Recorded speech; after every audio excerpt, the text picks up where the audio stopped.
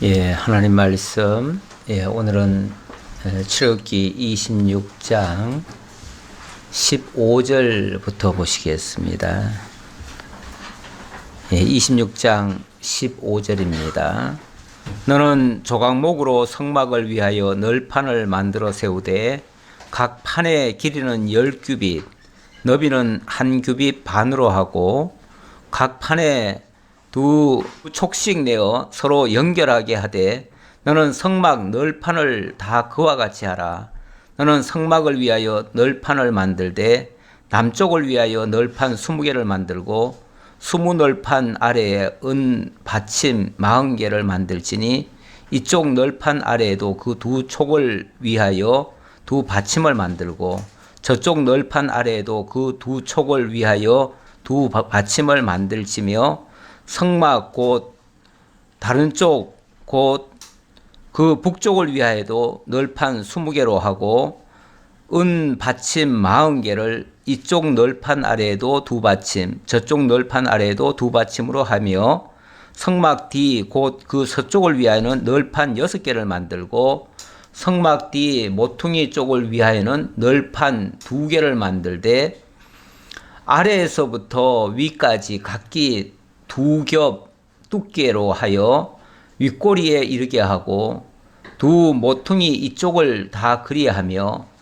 8쪽 그 8널판에도 은받침이 16이니 이쪽 판 아래에도 두 받침이요 저쪽 판 아래에도 두 받침이니라.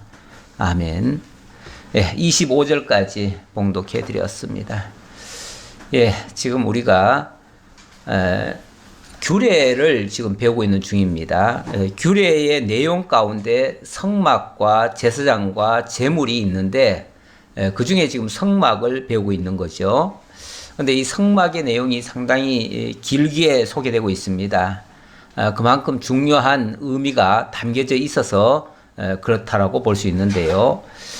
자, 오늘은 성막 가운데서 성막의 기구 중에서 오늘은 널판 만드는 장면부터 보도록 하겠습니다. 26장 1절부터는 그 전에 뭐가 있었죠? 성막의 앙장을 만드는 식양과 그리고 성막의 덮개를 만드는 식양이 있었죠. 성막의 앙장과 덮개 잠깐 볼까요? 오늘 주로 보려고 하는 내용이 널판과 띠 그리고 성소와 지성소 중간의 휘장, 그리고 성소의 문과 은받침, 이런 것들을 제가 중점적으로 설명을 하려고 합니다. 그런데 이제 지난주에는 앙장과 덮개, 그걸 말씀드렸어요. 앙장이라고 하는 것은 우리식으로 말하면은 천장을 얘기하는 거예요. 천장을 얘기하는데 그 그림을 한번 좀 볼까요? 그림이 이 그림 이걸 한번 봅시다. 여기 보면 그때 그 천장의 모습이 이러했습니다. 여기 보면 제일 안쪽에는 4가지 청색, 자색, 홍색 실로 이렇게 아주 공교히 짠 천사의 모습으로 짠 그림이 있었죠. 그 다음에는 염소 털, 양털이고, 그리고 그 다음에는 양털에다가 붉은 피를 이렇게 붉은 물들인 가죽입니다.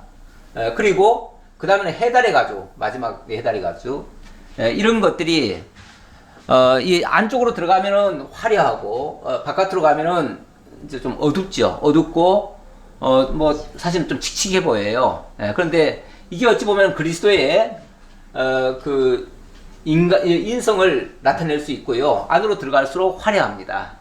그리스도의 신성의 화려함을 얘기할 수 있고 그리스도의 사역과 그리스도의 성결케 하는 그런 모습, 그러니까 그리스도의 사역을 통해서 그리스도의 그 외견적 모습은 볼품이 없어요. 볼품이 없는데 그리스도께서 십자가에 못 박혀 죽으심으로 우리를 눈과 같이 희게 만드시죠. 의롭게 하시죠. 그렇게 해서 화려하게 아름다운 그 하나님의 영광에 참여하게 만드시는 이런 것들을 이 앙장 속에 담아놨습니다. 그리고 오늘은 이제 널판을 만드는 건데 널판은 어찌 보면 벽체를 얘기해요. 널판 그러니까 우리는 요즘 이제 합판 많이 보잖아요. 합판을 생각하기 쉬운데 합판은 얇잖아요. 근데 이거는 두께가 1.5 규빗이에요. 1.5 규빗이면 한 75cm 돼요. 이 정도 두께예요. 이 정도 두께의 넓이가 그렇거든요. 그러니까 이거는 우리식으로 말하면 이거를 널판이라고 해야 될까 싶어요. 그러나 어쨌든 뭐 널판이라고 성경에 표현되어 있으니까 널판이라고 하는데 저는 이걸 벽체라고 하고 싶어요. 일단 이해하기 좋게. 아까 제가 앙장을 이 천장이라고 그랬잖아요. 그리고 그 위에 덮개가 있고 그 다음에 벽은 또 벽체가 있을 거 아니에요. 벽체를 이 지금 널판으로 만드는 겁니다. 만드는데 상당히 두꺼워요. 상당히 두꺼워서 한 이만큼의 벽체가 쫙 가는 거예요. 이런 것들이 총 96개인가 그래요. 그런데 20개씩 48개가 들어가는데 이 한쪽에 20개씩 그러니까 그 모습이 뭐냐면 그 모습이 이겁니다. 이걸 전체 얘기하는 거예요. 근데 여기에 들어가는 요 벽체를 얘기하는 겁니다. 요 벽체. 요거 한 개 한 개가 이게 다 널판이에요. 널판이 이게 20개, 뭐 6개, 2개 이렇게 해서 48개가 들어간다. 그런 얘기예요. 48개. 그리고 이제 이거는 바깥에서 본 장면이고요. 요거는 이제 그 안쪽을 보는 장면인데 요 뒤에 지성소가 있으면서 요 성소를 지금 중점적으로 지금 보여주고 있습니다. 이미 지성소는 지나갔기 때문에요. 그런데 여기서부터 하나, 둘, 셋, 넷 이게 이제 총 20개라는 얘기예요. 20개, 여기도 20개. 그리고 뒤에는 6개에다가 또 2개가 더 붙습니다. 그래서 8개가 붙습니다. 그렇게 해서 총 48개가 붙고 그 다음에 요 앞에 요 기둥과 요 안에 기둥 요거는 또 나중에 마지막에 또 다시 얘기합니다. 자, 어쨌든 이 지금 널판 이걸 얘기하는 건데 이 널판을 어떻게 만드느냐 일단은 이게 그 40 이게 한 규빗 반입니다. 이 한 규빗 반이에요. 1.5 규빗 1.5 규빗이니까 1.5 규빗이 20개죠. 그런 식으로 해서 길이로 따지면은 이게 약 10m입니다. 여기서 여기까지가 10m. 그리고 여기 지성소 안도 또 5m가 더 들어가죠. 5m. 메타로 따지면 그렇다는 얘기예요. 그리고 이것도 5m. 이렇게 됩니다. 그래서 5m, 10m. 그러니까 총 15m가 되는 거죠. 길이가 15m고 이 폭이 5m가 되는 겁니다. 이 정도 사이즈로 이걸 만든다. 그 얘기입니다. 자, 그런데 이 만드는 과정에 이 그림 자체가 중요한 건 아니고요. 이 만드는 과정에 들어가는 모습이 아주 특이합니다. 여기 보면 요거 띠가 있습니다. 띠. 그러니까 이거 널판과 띠는 어찌 보면 같이 연결되는데 어쨌든 지금은 이제 널판 얘기하는 거니까 요 안에 들어가는 거는 조각목이고요. 그리고 밖에는 전부 다 황금으로 씌웠습니다. 그래 놓고 자, 여기 조금 더 자세하게 읽어보면요. 17절에 각 판에 두 촉씩 내어 서로 연결하게 하되 각 판에 두 촉씩을 내래요. 두 촉을 어떻게 낼까요? 여기 이제 옆으로 보는 장면인데요. 사실은 여기에 두 촉을 내라고 그랬어요. 예를 들면 여기에다가 요만큼 여기에 촉을 내는 거죠. 촉을 내고 여기도 촉을 내고 또 뒤쪽에는 또 반대로 이렇게 파는 거죠. 촉이니까 이 앞으로 나와야겠죠. 이렇게 나오고 요 뒤에는 요만큼 또 파는 거죠. 이렇게 안쪽으로 파요. 그러면 옆에서 딱딱 갖다 끼우면 딱딱 끼워지죠. 그렇게 이제 끼우라는 얘기예요. 자, 그리고 그것이 이제 남쪽을 위해서 널판 20개 또 그렇게 해서 19절에 보면 20널판 아래에 은받침 40개를 만들지니 여기에 또 은받침을 만들래요. 은받침은 이 널판 한 개당 은받침이 2개씩입니다. 두 개씩이니까 이게 48개면은 총 96개가 되는 거겠죠. 은받침은 96개가 들어갑니다. 자, 그렇게 하고 또 거기에도 여기도 또 촉을 만들어 가지고 여기 촉을 갖다가 여기 속에다 끼우라 그 말이에요. 다 끼우라. 그렇게 하고 자, 그 얘기를 쭉 하고요. 그 다음에 어디가 나오냐면 그 다음에 띠로 넘어갑시다. 띠로 넘어가는데 26절 보겠습니다. 너는 조각목으로 띠를 만들지니 성막 이쪽 널판을 위하여 5개요. 성막 저쪽 널판을 위하여 5개요. 요 띠를 얘기하는 겁니다. 요거.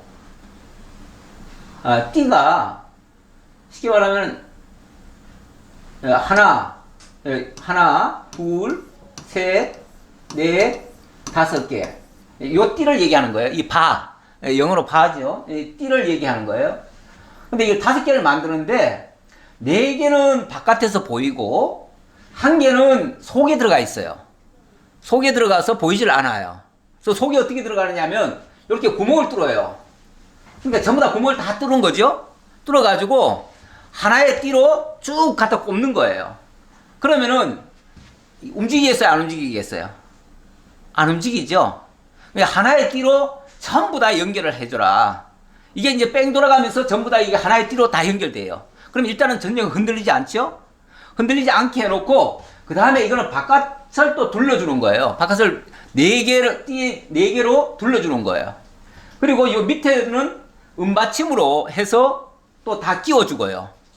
그러니까 어찌 보면 바닥에서도 흔들리지 않고, 위에서도 흔들리지 않고, 어디서도 흔들리지 않도록 이렇게 견고하게 하는데, 저는 이게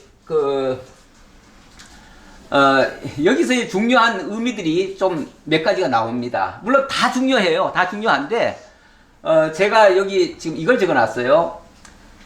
출애굽기 38장 24절부터 이런 말씀이 있습니다. 성소 건축 비용으로 드린 금은 성소의 세겔로 29달란트와 730세겔이며, 그러니까 이 바깥에 들어가는 이 황금이 전부 다 성소의 세겔로 29달란트래요. 1달란트가 34kg입니다.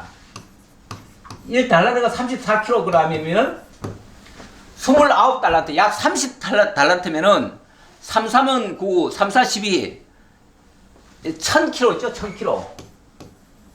그렇죠? 1000kg면은 우리가 어떻게 환산하죠? 한 톤으로 얘기하잖아요. 한 톤. 그렇죠? 그러니까 이 여기에 들어가는 금 양이 한 톤입니다. 엄청난 거죠.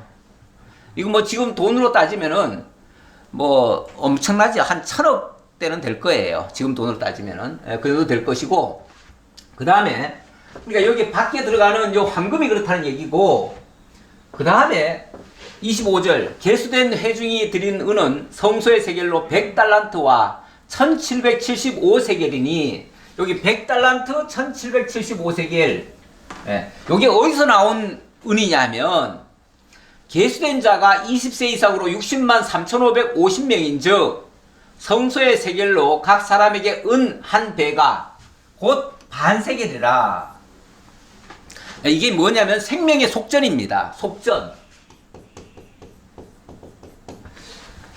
이 성소의 그러니까 이스라엘 언약 자손이면은 뭐 나이나 이런 걸 떠나서 무조건 생명의 속전을 내게 돼 있습니다. 생명의 속전을 내게 돼 있는데 20세 이상으로 따져서 60만 3,550명입니다. 총 인구 조사가 했을 때 60만 3,550명이 반세겔을 내게 합니다. 근데 그 반세겔을 모아가지고 총 합을 하니까 100달란트와 1775세겔이 나오더라는 거죠.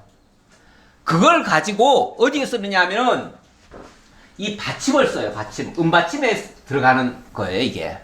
은받침 여기에 들어가고 이게 100달란트가 들어갑니다. 딱 계산해 보면은. 그리고 나중에 여기 보면은 안에서 휘장을 거는데 고리가 또 들어가요. 그 고리에 들어가는 게 1775세겔이 됩니다. 그렇게 해서 정확하게 그런 것에 사용이 되어져요. 이게 이제 생명의 속전이 참여되는데, 원래 이 조각목이나 이런 조각목은 당연히 육체를 상징하는데 이 금이라고 하는 것은 그리스도의 의를 가리키는 건데 이 성막이라고 하는 게 성전이라고 하는 게 근본적으로 하나님의 그 진리의 기둥과 터라고 그랬는데요. 우리 신약 성경으로 말하면은 이 교회를 진리의 기둥과 터라고 그랬는데 이 성막도 마찬가지입니다.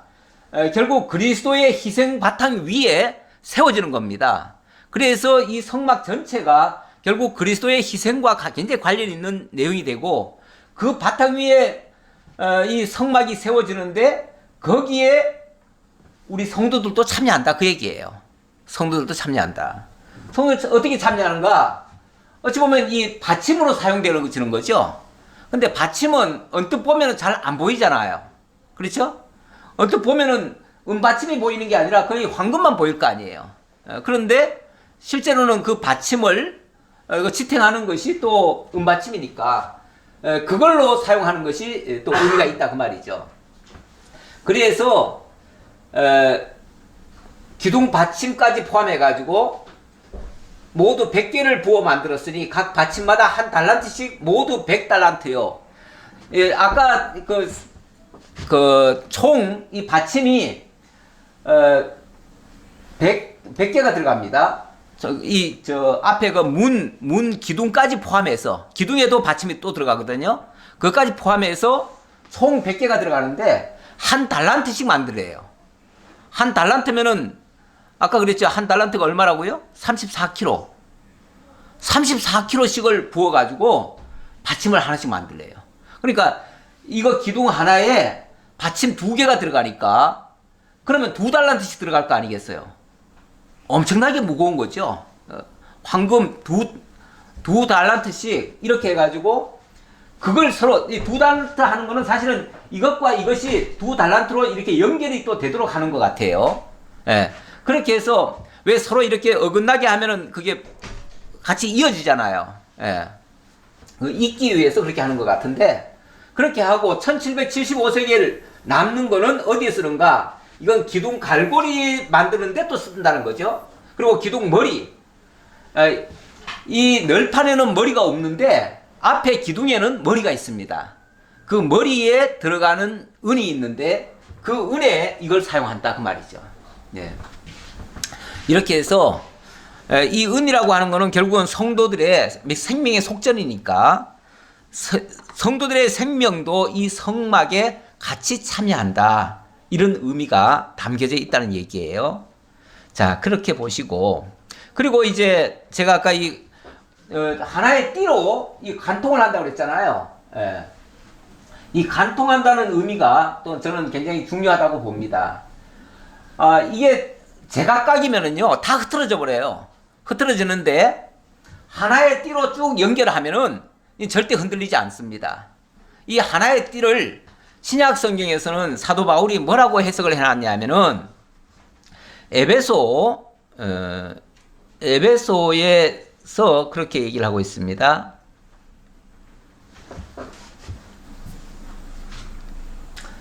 에베소 4장 1절에 보면 이런 말씀이 있습니다. 그러므로 주 안에서 갇힌 내가 너희를 권하노니 너희가 부르심을 받은 일에 합당하게 행하여 모든 겸손과 온유로 하고 오래 참음으로 사랑 가운데서 서로 용납하며 평안에 매는 줄로 성령이 하나 되게 하신 것을 힘써 지키라. 평안에 매는 줄로 성령이 하나 되게 하신 것 이걸 힘써 지켜라. 결국 이 하나라고 하는 것은 하나님이 한 분이시고 여기 4절에 이렇게 나옵니다. 몸이 하나요 성령도 한 분이시니 이와 같이 너희가 부르심을 매 한 소망 안에서 부르심을 받았느니라. 하나를 강조합니다. 하나를 강조하는데 이 하나가 결국은 성령께서 우리를 하나로 연결시킨다는 얘기예요. 왜 하나로 연결하시는가?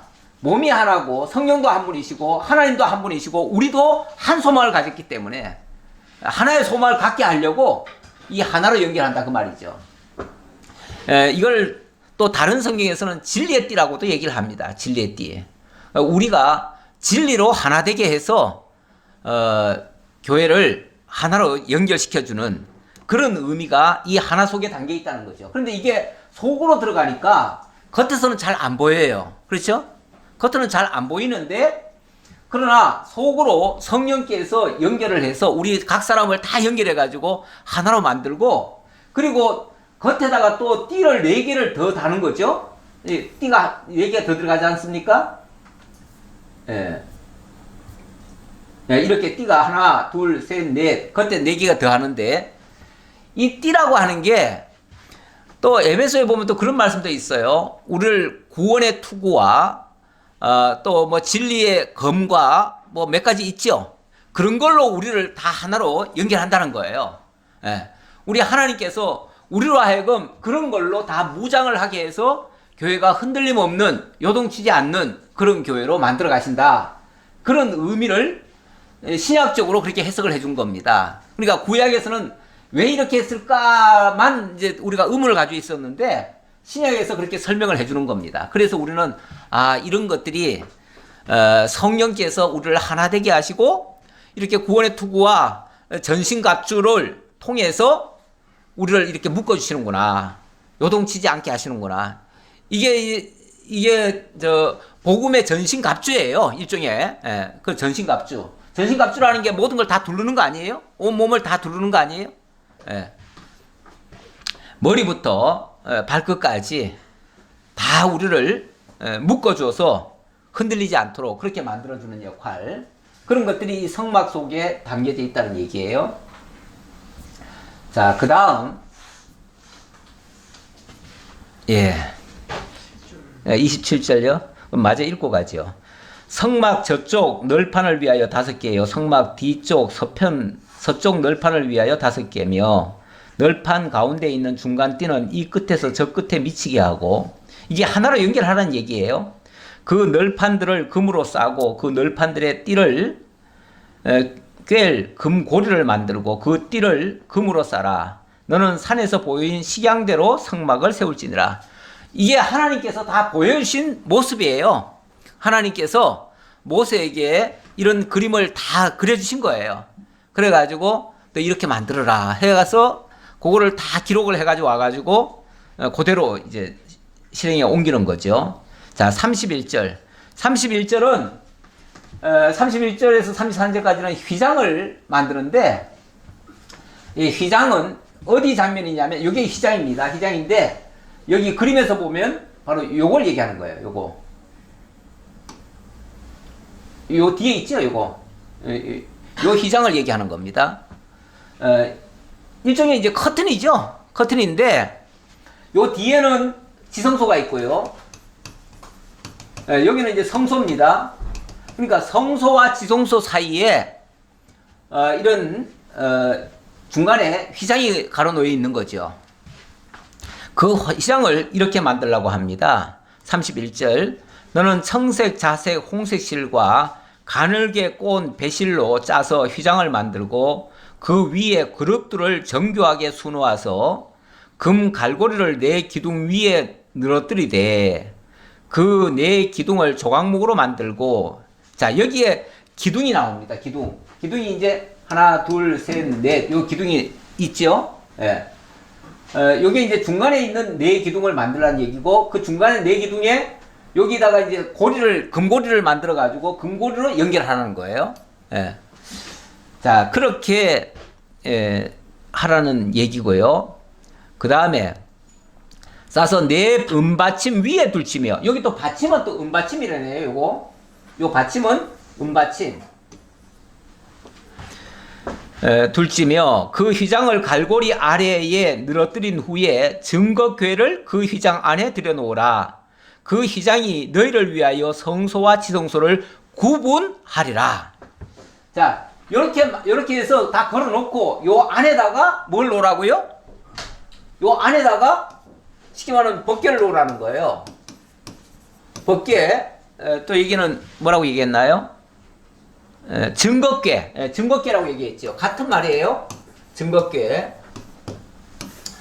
요 안에다가 법궤를 갖다 놓으라는 거예요. 그래 놓고 하신 말씀이 저는 굉장히 심오한 말씀이에요. 무슨 말씀이냐면, 이렇게 함으로써 성소와 지성소를 구분하리라 이렇게 얘기를 해요. 구분하리라. 구분한다는 거는 마음대로 들락날락 못하게 하는 게 구분이죠. 예. 아니 이렇게 귀한 것이 있으면 들어가야 될 거 아니에요. 그런데 못 들어가게 사실은 막느라고 휘장을 쳐라 이 말이에요. 그리고는 이 안에다가 법궤를 갖다 놨어요. 그리고 법궤 위에는 또 시은소가 있어요. 시은소 있어요. 여기에 하나님이 자기 이름을 두고 계셔요. 그래서 이 안에 하나님이 계시다라고 사람들이 인정을 하게 만드는 거죠. 그래서 그 안에 하나님이 계시다. 그런데 하나님이 계시긴 계시는데 들어갈 수는 없다. 이게 이제 구분이에요. 그러면 좋은 거예요, 나쁜 거예요? 못 들어가게 하면. 근데 왜 못 들어가죠? 못 들어가는 이유는 뭐예요? 예. 이게 이제 근본으로 올라가 봐야 돼요. 왜 그런지는 성경에서 설명을 해주고 있지요. 창세기에 보면 3장 24절에 이런 말씀이 있습니다. 하나님이 그 사람을 쫓아내시고 에덴 동산 동쪽에 그룹들과 두루 도는 불칼을 두어 생명나무의 길을 지키게 하시니라. 이게 무슨 장면이죠? 일찍이 하나님이 첫사람 아담을 지어놨는데 첫사람 아담이 뭘 했죠? 범죄를 했어요. 범죄를 하니까 하나님이 에덴 동산에서 내쫓아버렸어요. 그리고 다시는 그 에덴 동산에 들어오지 못하도록 거기다가 두루 도는 불칼과 또 그룹들을 뒀다고 그러죠. 그룹들이 뭐죠? 천사예요. 천사. 그러니까 천사를 두어서 그 천사들로 하여금 여기를 못 들어가도록 막았다 그 말이에요. 막았다. 이유는 죄 때문에. 그래서 생명나무의 그 곳에 들어가지 못하도록 가로막았는데 가로막는 것이 뭐냐면은 바로 천사들이에요. 천사들이 두루 도는 불칼을 가지고 이 불칼을 두었으니까 여기 잘못 들어가면 죽어요. 실제로 여기 들어갔다가 죽는 사람도 있다고 그래요. 예. 이런 식으로 이걸 가로막아 놨습니다. 가로막아 놨는데 바로 이 장면이 이 모습이 이러한 하나님의 섭리를 가르쳐 주는 거예요. 너희와 나 사이에 죄라고 하는 게 있어서 너희는 내게 올 수 없어 라고 막아 놓으셨다는 거예요. 근데 이게 첫사람 아담에게 에덴 동산에 접근 금지를 시킨 것이 이게 복일까요? 저주일까요? 그 자체는 저주죠. 저주인데 영원히 멸망하지 않게 하기 위해서 하나님이 그들을 내어 쫓았다고 그랬어요. 왜요? 거기 있다 보면은 뭐 할 수가 있죠? 범죄한 상황에서 생명나무의 과실을 먹고 영생할까 하노라. 이 말씀을 하셨어요. 거기서 만약에 영생을 해버리면 뭐가 되죠? 영원한 저주 속으로 들어가죠. 다시는 돌이킬 수 있는 기회 자체가 없어져 버리죠. 그래서 하나님이 일단 내쫓아 버린 거예요. 내쫓아놓고 들어오지 못하게 하신 거예요. 그래 놓고 하나님이 나중에 당신이 찾아오셔서 그들에게 다시 회복하게 하시는 절차를 밟으시는 거예요. 이게 이제 구원의 역사예요. 이게 하나님이 죄인들을 구원하시는 역사인데 이게 이제 어디 가서 이것이 이루어지냐면 예수님한테 가서 이루어집니다. 예수님이 어떻게 이루어집니까? 예수님이 십자가에 못 박혀 죽으시니까 예수님이 그 숨을 거두시는 그 순간에 이 휘장이 성전의 휘장이 위에서부터 아래로 찢어졌다 이런 보고가 나옵니다. 이 성전의 휘장이라고 하는 게 이걸 얘기하는 거거든요. 근데 이게 아까도 보셨듯이 이 두께도 1.5규빗이라고 그러잖아요. 엄청 두꺼워요. 이 기둥의 두께가. 당연히 이 휘장도 두껍지 않겠어요? 휘장도 두껍게 했을 거예요. 이걸로 문을 대신하는 거니까요. 그러니까 두껍게 했겠죠, 당연히. 두껍게 했는데 이것이 위에서부터 아래로 찢어졌대요, 이게. 이렇게 찢어져 버린 거예요. 찢어졌는데 그 장면이 마가복음 15장 37절에 이렇게 소개되고 있습니다. 예수께서 큰 소리를 지르시고 숨지시니라. 숨을 거뒀다 그 말이죠. 숨을 거두니까 이에 성소 휘장이 위로부터 아래까지 찢어져 둘이 되니라. 갑자기 성소의 휘장이 위에서부터 아래로 쫙 찢어졌다는 거죠. 원래 만약에 이것이 사람의 손으로 찢는다면 위에서 아래로 찢겠어요? 아래에서부터 위로 찢겠어요? 아래에서부터 위로 찢겠죠. 근데 원래 이 휘장이 얼마나 두꺼운지 사람 손으로는 그렇게 쉽게 찢어지지도 않는데요. 예. 그러니까 이거를 사람의 힘으로 찢었다는 것은 거의 불가능한 얘기고 결국 하나님이 찢어주셨다는 얘기예요. 뭘로 찢어준 거예요? 예수님의 생명으로 대신 이걸 찢어주신 거예요.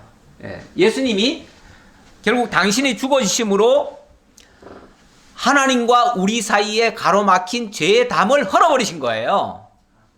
이 휘장은 죄의 담이라고도 또 얘기를 했어요. 사도 바울이 그렇게 표현을 했어요. 이건 죄의 담이었다.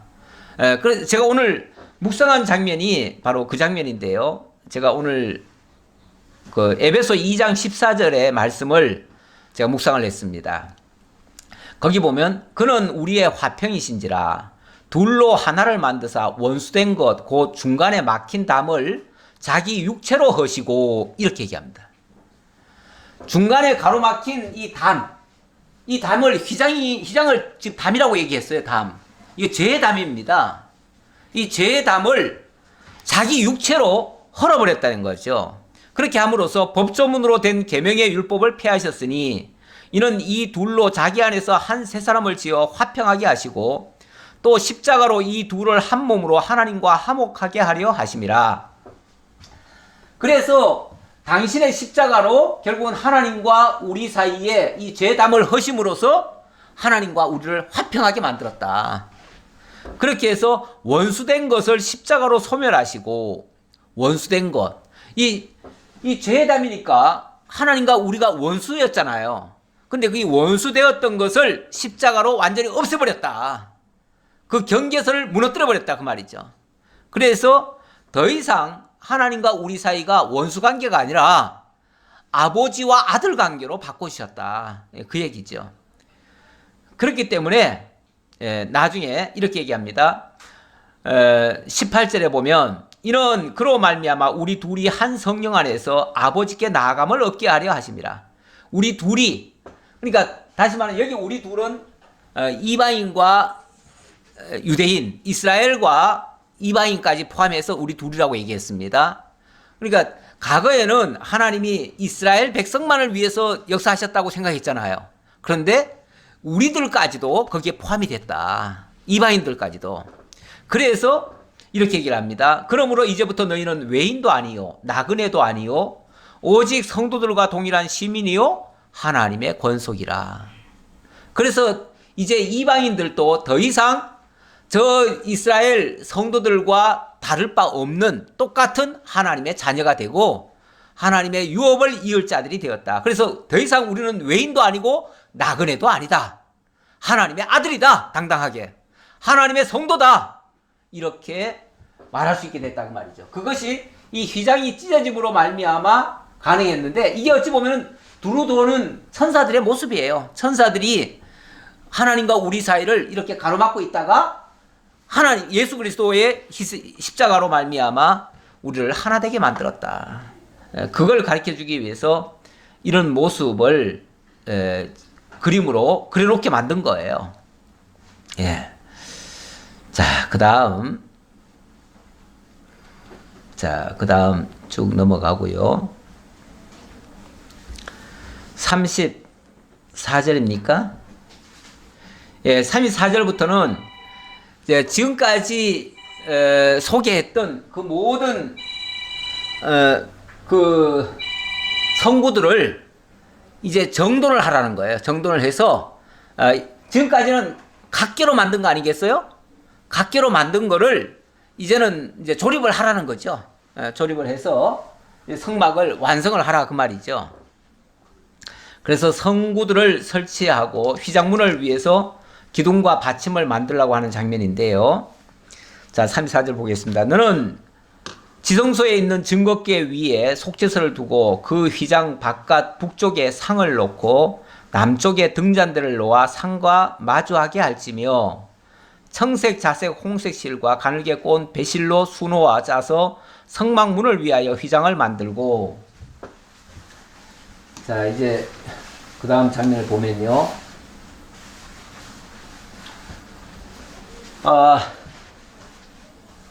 이 안에 거를 보여드려야 되는데, 이게 이제 전체 전경입니다.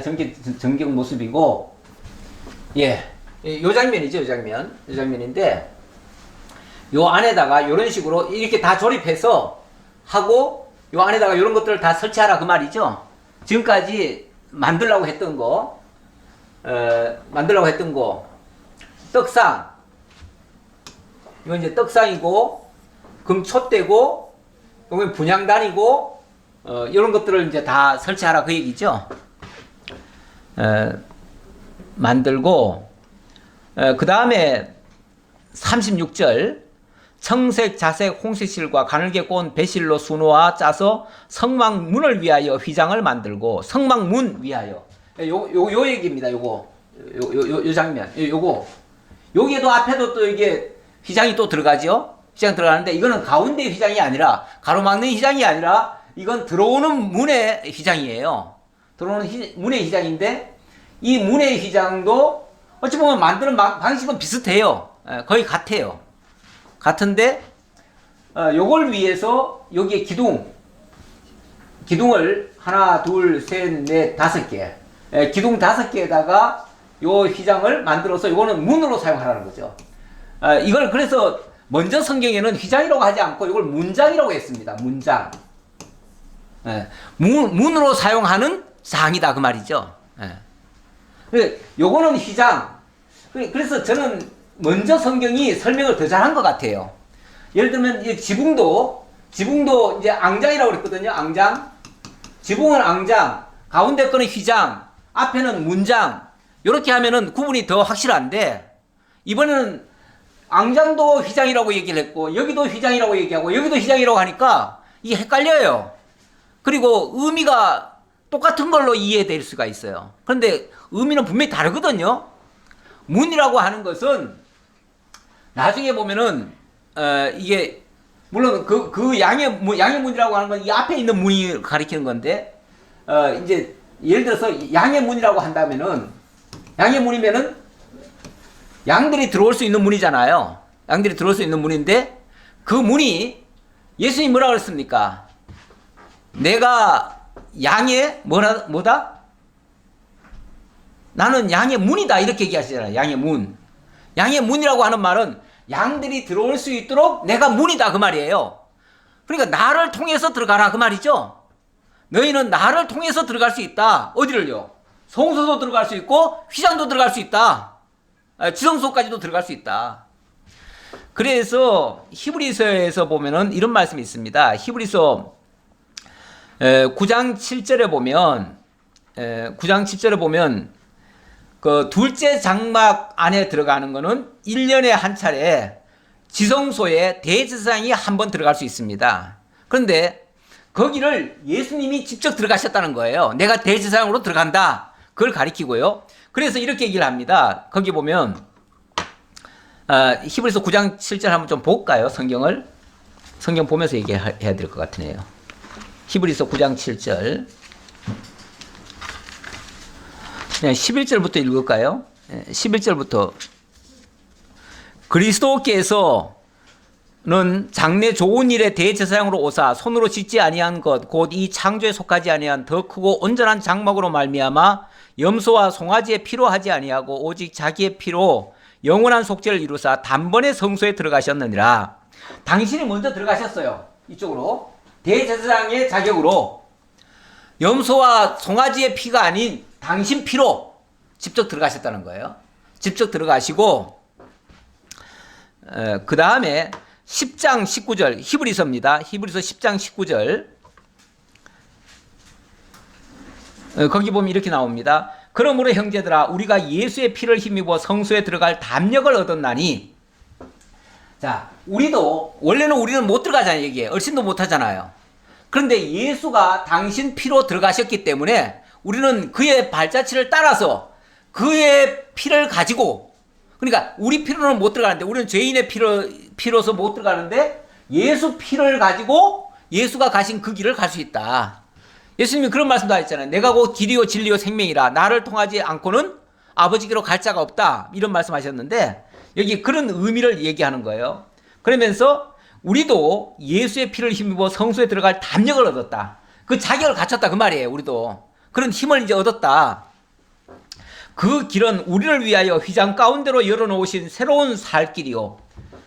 그 길이라고 하는 게 결국 여기 들어갈 수 있는 그 길이라고 하는 게 뭐냐면 우리를 위하여 휘장 가운데로 열어놓으신 새로운 살 길이요. 예수님이 휘장을 확 제껴버렸잖아요. 걷어버렸잖아요. 찢어가지고. 그랬으니까 길이 뚫려버렸잖아요.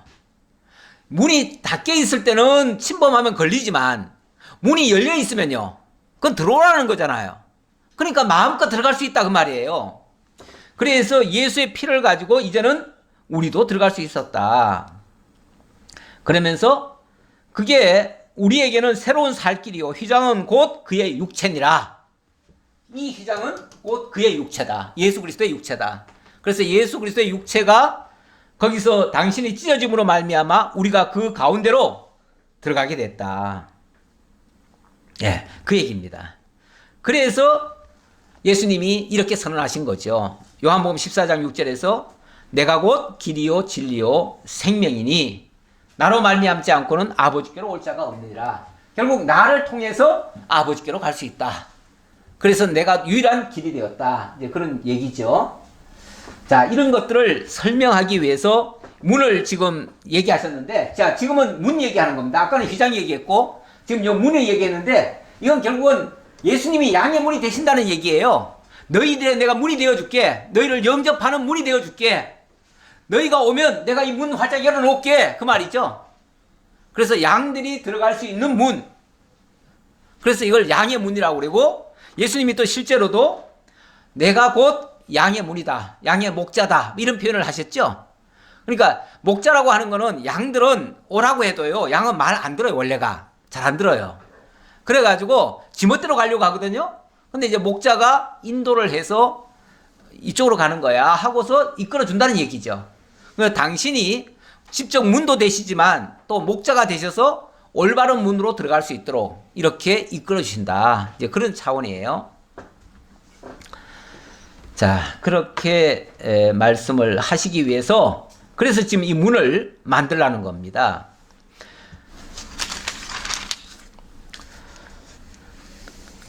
그 휘장 문을 위하여 기둥 5을 조각목으로 만들어 금으로 싸고 그 갈고리도 금으로 만들지며 또 기둥을 위하여 받침 5개를 노수로 부어 만들지니라. 여기는 여기에 요 받침은 노시네요. 노 5개. 이건 노시입니다. 자, 이거는 왜 또 여긴 또 노신가? 아까 은은 이미 그 용도가 다 끝났습니다. 은 용도 다 끝났고 처음에는 이제 황금 얘기했고요. 그 다음엔 은 얘기했고 그 다음에는 이제 노수로 또 넘어갑니다. 이 노선 어디와 연결되냐면 이거는 이제 바깥입니다. 쉽게 말하면은 여기 이제 성소 외부라고 그랬잖아요. 이게 성소 전체 모습이고요. 나중에 덮개까지 다 덮어놓으면 이런 모습이에요. 그러니까 밖에서 보면요 제대로 보이는 게 하나도 없어요. 사실은. 그렇고 여기 봅시다. 자, 지금 이게 이제 성소 모습이거든요. 지금까지 얘기한 게 요거 얘기한 거예요. 요거 얘기했고 요만큼을 가지고 성소를 얘기했고요. 그리고는 요 바깥으로 나오면 이게 여기가 뜰이에요. 뜰인데 뜰이니까 당연히 뜰에도 여러 가지 또 기구들이 많이 있습니다. 뭐 소를 잡고 뭐 거기서 향을 여기 이렇게 태우고 물두멍이 있고 이런 것들은 이 뜰에서 나오는 얘기예요. 뜰에서 나오는 거고 지금까지는 이 안에는 황금인데 겉에서 보면은 아주 칙칙하죠. 칙칙한데 바깥으로 나오면 여기는 이제 여기서부터는 이제 다 노시예요. 다 노시고 이것도 다 노수로 만듭니다. 여기 다 노시예요. 전부 다. 그러니까 이 바깥에 나오는 모든 기구들은 다 노수로 만듭니다. 그래서 이거는 어찌 보면 안쪽과 바깥쪽의 경계예요. 경계라서 위쪽은 금으로 했는데 아래쪽은 또 노수로 합니다. 그래서 노시고, 이 노시라고 하는 거는 어찌 보면 연단, 어떤 고난 뭐 이런 것들을 가리키는 의미가 담겨져 있어요. 그래서 바깥에 거는 전부 다 희생되는 모습들이 보이죠. 그리고 죄에 대해서 씻는 모습, 뭐 그런 장면들이 나오고, 여기서 소도 잡고 양도 잡고 막 그렇게 합니다. 자, 이런 것들을 설명하기 위해서 이제 다음으로 넘어가면 이제 다 노설 가지고 또 설명할 겁니다. 그 장면은 우리 다음 주에 살펴보기로 하고, 오늘은 여기서 마쳐야 되겠습니다. 어찌 보면 지성소 안은 전부 다 황금으로 되어 있고, 또 받침은 은으로 되어 있고, 성소 바깥은 다 노수로 되어 있는데, 바깥으로 나오면은 볼품이 없어요. 그런데 안쪽으로 들어가면 화려하고 아름다워요. 이것이 어찌 보면 그리스도의 인성과 신성의 모습을 가리키는 의미이기도 합니다. 기도하겠습니다. 아버지 하나님 감사합니다. 우리로 하여금 하나님의 참된 백성, 하나님의 참된 자녀가 되게 하시려고 하나님이 우리를 위해서 계획하시고 작정하신 일들 그리스도를 통해서 이루어지셨다는 사실을 오늘도 성막을 통해서 살펴보았습니다. 아버지 하나님, 겉보기에는 초라해 보이지만 그러나 영화로운 하나님의 계획이 있고 그 영광스러운 모습으로 우리를 만들어 가신다는 사실도 깨달았습니다.